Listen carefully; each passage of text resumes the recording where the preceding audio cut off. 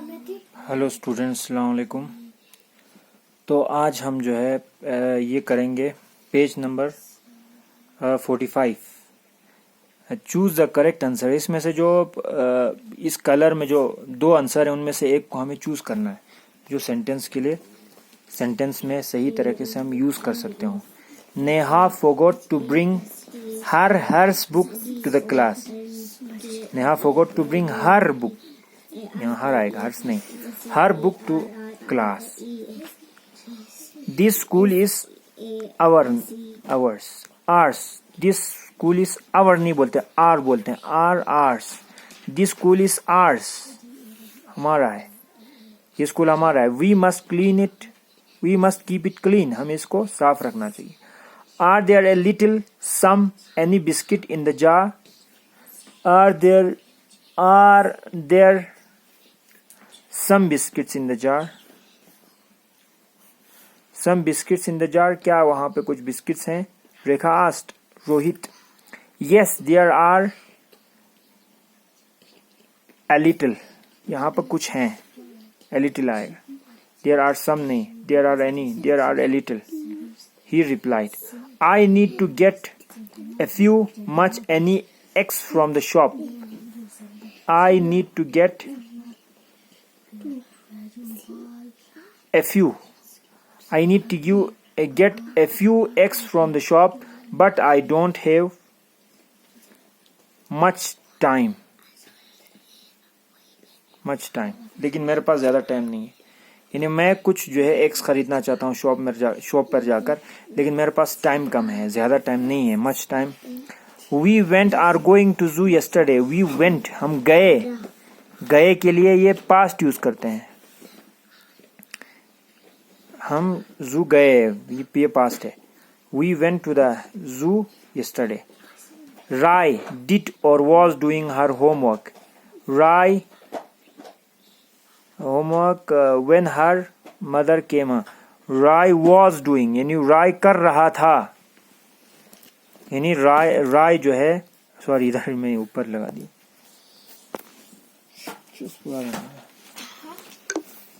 जरा वो दे दो मेरे को था। तो राय वॉज, इसको हमने यहाँ पे गलत लगा दिया, आर डूइंग को। हाँ, Rai was doing her homework when her mother came, जब उसकी माँ आई। केम मतलब आया, आना, आया, आई। कम मतलब आना, केम मतलब आई। होम फ्रॉम वर्क, जब उसकी माँ काम करके आई तो वो उस वक्त वो क्या कर रही थी? होमवर्क। राय होमवर्क कर रहा था। 7 there were dark clouds in the sky. आसमान में काले बादल थे। Today soon it began to rain heavily. Soon बहुत जल्द जो है बारिश शुरू हो गई। Soon it began to rain heavily आएगा, ठीक है। I remember that I had kept the bag where it has gone. I remember I had kept the bag here, मैंने इसको बैग को यहाँ रखा था। I wander where it has gone, लेकिन अब कहाँ गया मैं हैरान हूँ। तो ये हो गया, ये वर्ड्स, करेक्ट वर्ड्स को इस सेंटेंस में लगाना। आज हम नेक्स्ट पढ़ेंगे पेज नंबर 46 में lesson number 5, flags of the world, दुनिया के फ्लैग्स ऑफ द वर्ल्ड, ठीक है। हाँ, अब यहाँ वार्म अप में क्या कह रहा है? Our national flag is very important to us. हमारा नेशनल फ्लैग बहुत इंपॉर्टेंट है हमारे लिए। We should always feel proud of it, हमें इस पर फख्र करना चाहिए। प्राउड मतलब फख्र करना चाहिए। It was designed by Pingali Venkayya. ये हमारा इंडिया का नेशनल फ्लैग है ना, इंडिया का झंडा है, फ्लैग है। इस फ्लैग को किसने बनाया था? पिंगाली वेंकिया ने। An agriculturist and freedom fighter, ये एक फ्रीडम फाइटर था। फ्रीडम फाइटर जिन्होंने आज़ादी के लिए जंग लड़ी उसको कहते फ्रीडम फाइटर। तो उन्होंने इसको बनाया था। It was adopted as national flag of India on 22 July 1947। इसको नेशनल फ्लैग कब बनाया गया? 22 जुलाई 1947 को। अब इसमें 3 कलर है, वो क्या है? देखो इसमें 3 कलर है। ये सैफरन कलर है, ये इसको कहते हैं सैफरन कलर। ये सैफरन कलर क्यों दिया है? Stands for courage and sacrifice. Saffron colour का मतलब हिम्मत और कुर्बानी है। व्हाइट कलर का मतलब क्या? White colour stands for truth and purity. White colour जो है ट्रूथ और प्योरिटी होता है, यानी सच्चाई और खुलूस। व्हाइट कलर इसका सच्चाई और खुलूस। ब्लू व्हील, जो यहाँ पे एक व्हील है गोल से एक पहिए की तरह है, वो क्या है? Stand for piece and progress. ये पीस यानी अमन और तरक्की की अलामत है, जिसको कहते हैं अशोका चक्रा। ठीक है, अशोका चक्रा कहते हैं इसको। और लास्ट में जो ग्रीन कलर में ये कलर क्या करता है? Stands for prosperity and energy. ये खुशहाली और ताकत को बताता है। तो ये 3 कलर का अब इंडिया में हमारे देखो 3 कलर लाने का एक वजह भी है। तीनों कलर अलग अलग जो है किसी क्वालिटी को रिप्रेजेंट करता है। तो ये अलग अलग सैफरन क्यों है, व्हाइट क्यों है, ग्रीन क्यों है, ये आप लोगों को पता होना चाहिए। अब आज हम पढ़ रहे हैं यहाँ, ये पढ़ेंगे dear grandma, how are you and grandpa,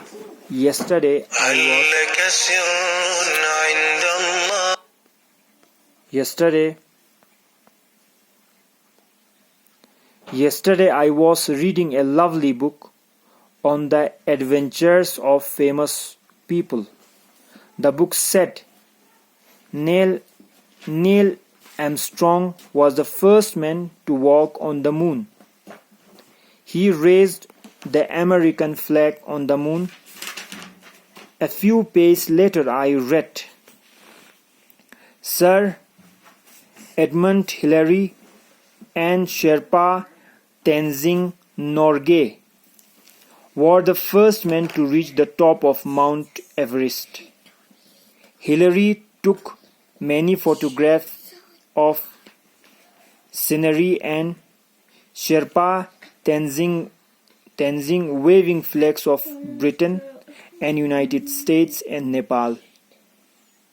देखो ये दोनों है जो एडमंड हिलरी और शेरपा तेंजिंग नोर्गे, ये दोनों जो है सबसे पहले माउंट एवरेस्ट पर गए। I know that every country has a unique flag of its own, but why are they so important? Do you have any interesting information on flags? I am really looking forward to your reply. As always, your loving grandson Ketan. देखो केतन ने अपनी grand माँ को यानी अपनी दादी को खत लिखा कि दादी मैं आज एक किताब पढ़ रही थी जिसमें फेमस लोगों के नाम थे। उसमें सबसे पहला नाम नील आर्मस्ट्रॉन्ग का था, जो सबसे पहले चांद मून पर गया था। उसने चांद पर अमेरिका का फ्लैग जो नेशनल फ्लैग था उसको गाड़ा था। और फिर मैंने पढ़ा है एडमंड हिलरी के बारे में और शेरपा तेंजिंग नोर्गे के बारे में कि जो सबसे पहले माउंट एवरेस्ट पर गए थे और उन्होंने माउंट एवरेस्ट पर अपना फोटो हिलरी ने फोटो खींचा था और शेरपा तेंजिंग ने झंडे उठाए थे। ब्रिटेन, यूनाइटेड स्टेट्स और नेपाल के झंडे उठाकर उन्होंने फोटो खींचा था। तो क्या आप मुझे झंडों के बारे में यानी हर कंट्री के फ्लैग्स के बारे में आप हमें बता सकते हैं? ग्रैंड माँ से बता, दादी से कहा। अब दादी ने खत लिखा फिर, dear Ketan, I am happy to see that you are so eager to learn about flags. I have यानी डियर केतन, मैं बहुत खुश हूं कि तुम्हें फ्लैग्स के बारे में जानने की काफी तुम्हारी ख्वाहिश है। I have some interesting information to share with you. The first flags were flown in 18th century. मैं तुम्हें बताता हूँ कि सबसे पहला जो फ्लैग फ्लोन मतलब लहराया गया 18th सेंचुरी में, to tell others that a piece of land belongs to someone. ये कहने के लिए कि कि जमीन का एक टुकड़ा किसी और का है। जैसे कि हिंदुस्तान का जो एरिया है बहुत बड़ा है, समझे, वो अब यहाँ हिंदुस्तान का झंडा लगेगा, मतलब ये है कि ये जगह हमारा है। इसलिए 18वीं सेंचुरी में सबसे पहला फ्लैग जो है लहराया गया। Today flags are national symbols. आज फ्लैग्स क्या है, किसी भी मुल्क की क्या है, निशानी है। सिंबल मतलब निशानी। Flags show that we belong to a community, organization और नेशन। हाँ, फ्लैग का मतलब होता है कि हम किसी कम्युनिटी से हैं, हम किसी नेशन से, एक मुल्क से हैं, मुल्क का एक झंडा होता है। And that we share believe goals and rules. Can you draw our national flag? और नेशन का मतलब ये होता है कि सबका जो जिस मुल्क के होते हैं उन सबका गोल, उनका रूल, उनका बिलीफ एक होता है। तो फिर दादी ने कहा, क्या तुम हमारे हिंदुस्तान के नेशनल फ्लैग को ड्रॉ कर सकते हो? तो अब केतन ने ड्रॉ किया होगा। फिर दादी ने कहा, all cultures are symbols which are important to them. हर कल्चर यानी हर जो है जिसको कहते हैं कल्चर होता है ना, मैंने इससे पहले आपको बताया था कल्चर क्या होता है। कल्चर जैसे कि हमारे यहाँ फेरन पहना जाता है, ये इसका हमारा कल्चर है, ठीक है। हमारी फेरन पहनना कल्चर है हमारे यहाँ। ये क्या कहते हैं, और वो खुला खाना हमारा कल्चर है, ये सब हमारा कल्चर है। तो कल्चर हर जगह का कोई इंपॉर्टेंट चीज है। Some of symbols are even universal that they have the same meaning all over the world. और कुछ तो यूनिवर्सल होते हैं, मतलब पूरी दुनिया में होते हैं। कुछ सिंबल होता है, निशानी पूरी दुनिया की निशानी होती है। The sun stands for unity energy. जैसे कि ये सूरज है, सूरज पूरी दुनिया के लिए, ये सन है ना, हमारा जो सन है जिससे हमें रोशनी मिलता है दिन में, ये पूरी दुनिया की यूनिटी और एनर्जी का एक अलामत है। Do you know that Japan is known the land of the rising sun? क्या आपको पता है कि जापान क्या होता है? लैंड ऑफ राइजिंग सन कहा जाता है, यानी वो जमीन जहां से सूरज निकलता है। उसकी वजह यह है कि देखो, ईस्ट से, यहां से, क्योंकि ईस्ट में सबसे पहले जापान आता है और सबसे पहले सूरज, अब यहाँ ईस्ट है, सूरज निकलता है ईस्ट की तरफ से, ईस्ट में जापान है, तो सबसे पहले जापान के ऊपर सूरज की किरणें लगती हैं। तो कहते हैं कि इसीलिए जापान को कहते हैं land of rising sun, land of rising sun कहते हैं। The sun symbol is used for its nation. इसी वजह से जापान का जो नेशनल फ्लैग है, देखो ये नेशनल फ्लैग है जापान का, और इसका एक सन, बीच में एक सन लिखा हुआ है। क्यों?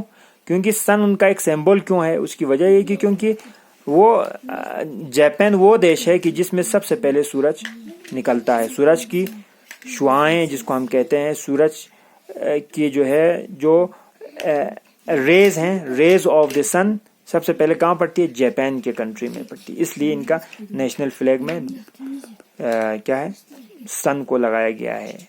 ठीक है, तो आज के लिए इतना ही है। तो ये है हमारा आज का ये लेसन। तो आप जो है इनको ज़रा पढ़ें, इसको रीडिंग करें और इसको ज़रा देखें कि जो भी आपको समझ में नहीं आ रहा है उसको ज़रा देख लें, ठीक है। तो हमें आप ज़रा कुछ नए वर्ड्स को देते हैं। एडवेंचर नया वर्ड है। नील आर्मस्ट्रांग को आप लोगों को याद करना है, नील आर्मस्ट्रांग।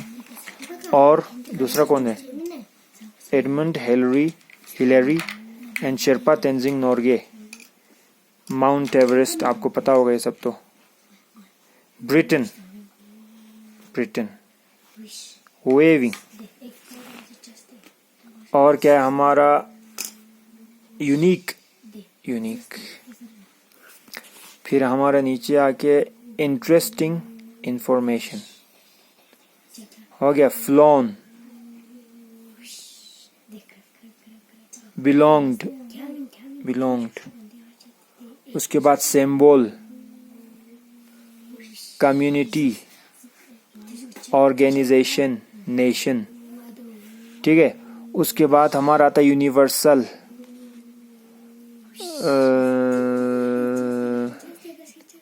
यूनिटी, UNIT भाई, यूनिटी। ये सब वर्ड्स हैं कि जिसको मैंने अंडरलाइन किया, इनको ज़रा आप लोग पढ़िएगा और लिखिए, इसको ज़रा रीडिंग कीजिए, बहुत सबसे इम्पोर्टेंट है, और ट्रांसलेशन करने की कोशिश कीजिए। आज के लिए इतना ही, खुदा हाफिज़।